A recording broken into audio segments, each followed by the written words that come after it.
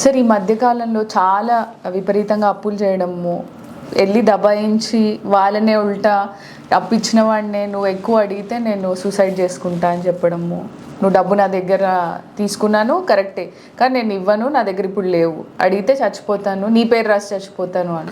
ఇచ్చిన వ్యక్తి ఏంటి అని అంటే డబ్బు పోయింది కాక ఇంకా మళ్ళీ నా మీద కేసులా అని భయపడిపోవడం.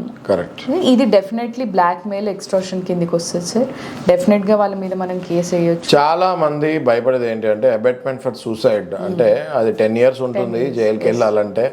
ఎవరైనా అప్పు ఇయ్యలేక రాసి చచ్చిపోయినా, లేకపోతే నాకు డబ్బులు కావాలి ఇవ్వకపోతే చచ్చిపోతానన్నా, ఇట్లాంటప్పుడు మీరు భయపడే అవసరం లేదు. అండర్ సెక్షన్ 380, 384 కింద ఎవరైనా, ఇది ఎక్స్ట్రాషన్ అండ్ బ్లాక్మెయిల్ కిందకి వస్తుంది.